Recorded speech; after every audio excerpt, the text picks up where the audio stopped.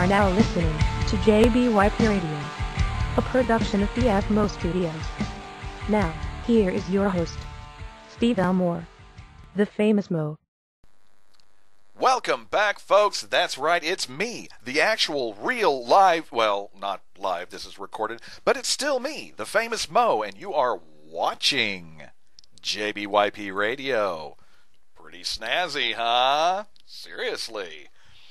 Now, this is a special re-premiere episode of Jbyp Radio. If you're one of my longtime fans, then you know I've been on hiatus for a couple of months.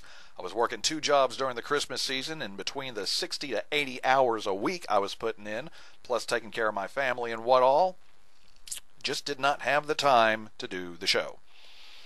Now things are settled down, so I'm ready to jump back into the fray. Now, one very important thing I need to impart here. If you're watching, then you are no doubt plugged into the Tea Party Tribune. This was put together by my good friend and fellow patriot, Tim. Hi, Tim. Everybody say hi to Tim. I'm serious. Say hi to Tim. Do it. Do it. So Tim calls me up bright and early one morning. Says, hey, Mo, check out my new project. So I check it out, and man, it's a nice one, isn't it? Got all that cool stuff over there, and got this right here, and hey, check that stuff out down there, buddy. Good stuff. Very classy, kind of a newspapery sort of vibe going here. I like it, and I'm sure you do too. So Tim says he wants to feature Jbyp Radio on the Tribune, along with my little Obama cartoon strip. So, of course, I say, hell yeah! So a great big huge thanks to Tim for throwing me this great big old soup bone. Now, having been gone for so long, I knew I would have to come back with a bang, something that would really just pop.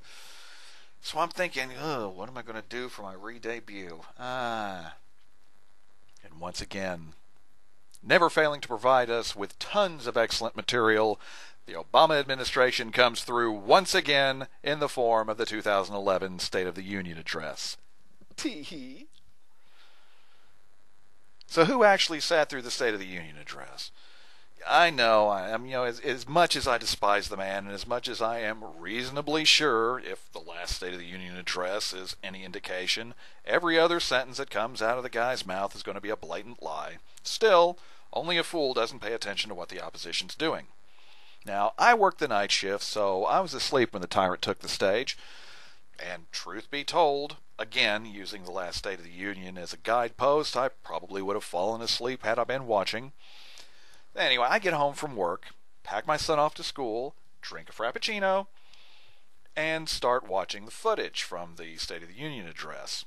And while I'm watching, I've got this little MST3K dialogue going on in my head, so I figure, ooh, I think I just found my debut. And, as an extra special bonus, helping me do the number on Obama here, you know him, you love him, he's from my Little Obama cartoon strip. That's right, kids, Little Obama himself will be joining us.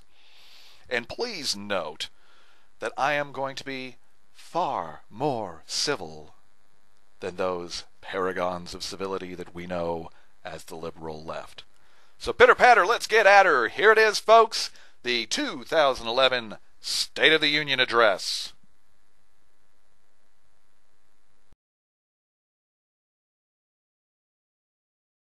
Mr. Speaker, Mr. Vice President, members of Congress, distinguished guests, and fellow Americans.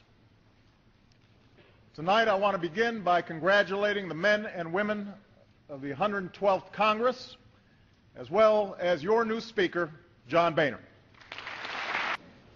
And as we mark this occasion, we're also mindful of the empty chair in this chamber, and we pray for the health of our colleague and our friend, Gabby Giffords. Oh boy, here it comes. Now, it's no secret that those of us here tonight have had our differences over the last 2 years. The debates have been contentious. We have fought fiercely for our beliefs.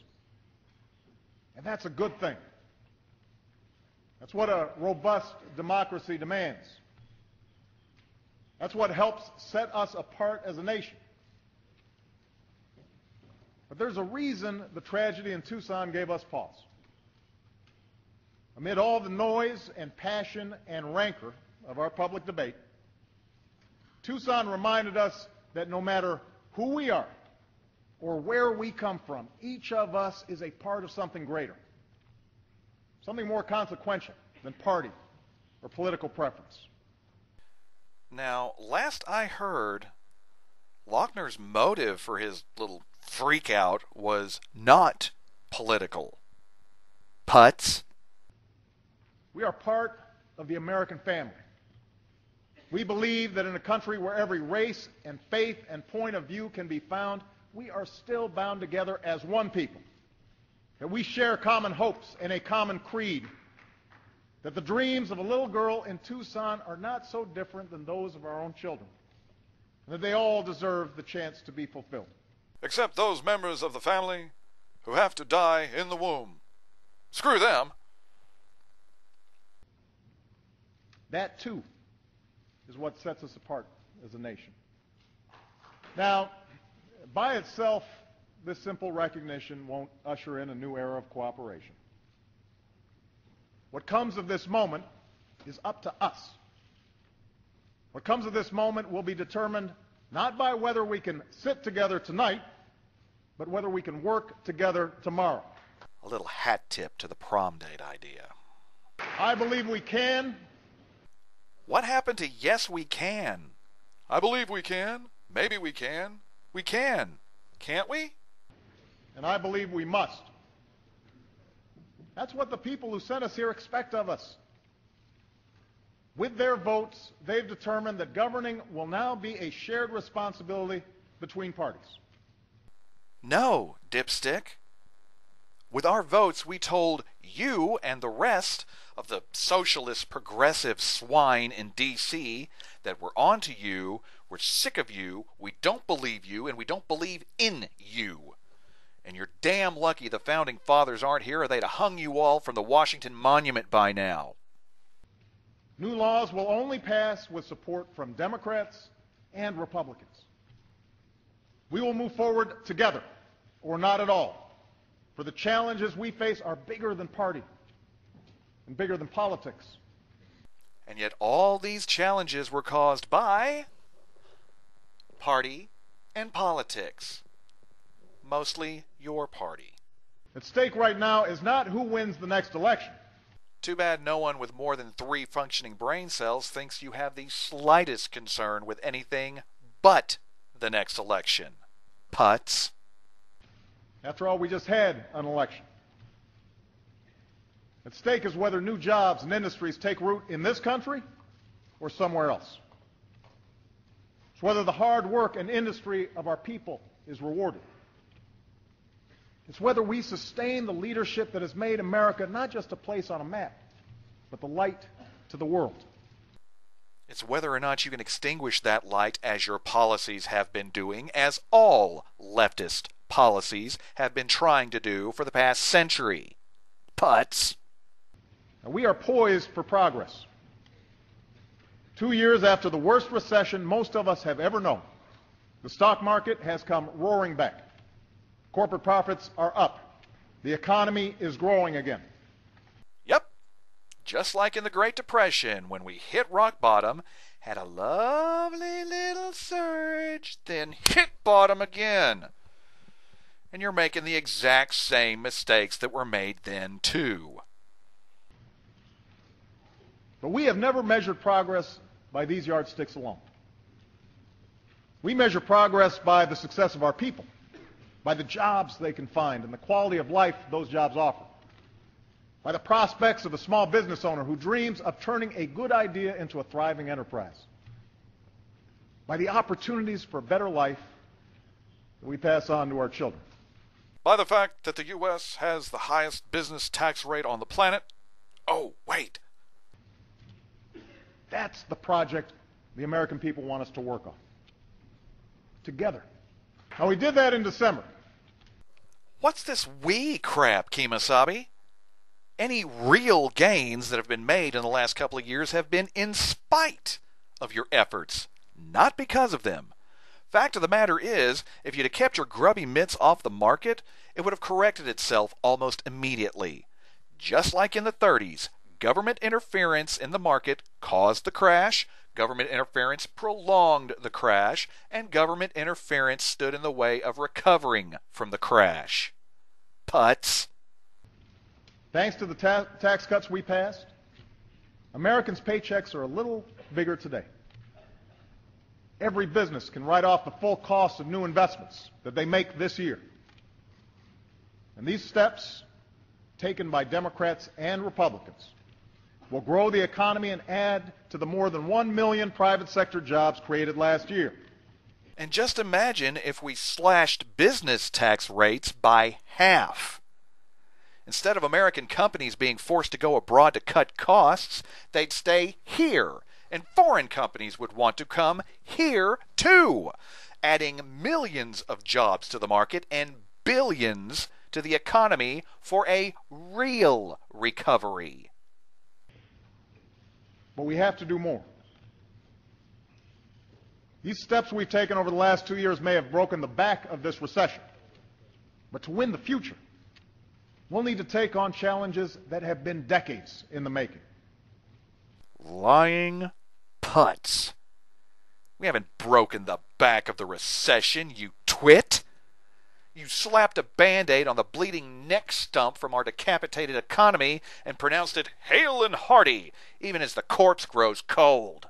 Many people watching tonight can probably remember a time when finding a good job meant showing up at a nearby factory or a business downtown. You didn't always need a degree, and your competition was pretty much limited to your neighbors. If you worked hard, chances are you'd have a job for life, with a decent paycheck and good benefits and the occasional promotion. Maybe you'd even have the pride of seeing your kids work at the same company. Ah, yes. I remember those halcyon days of yesteryear. I pointedly remember that those years were just before you took office. That world has changed. And for many, the change has been painful. I've seen it in the shuttered windows of once booming factories, in the vacant storefronts on once busy main streets.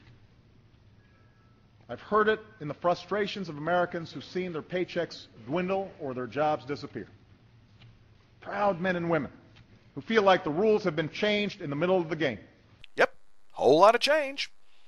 But isn't that what you promised us, Mr. Tyrant-in-Chief, sir? They're right. The rules have changed. In a single generation, revolutions in technology have transformed the way we live, work, and do business. Steel mills that once needed 1,000 workers can now do the same work with 100. Today, just about any company can set up shop, hire workers, and sell their products wherever there's an internet connection. It's the workers' fault. It's business's fault. It's technology's fault. It's Bush's fault. I refer you once again to the fact that we have the highest business tax rate on the planet.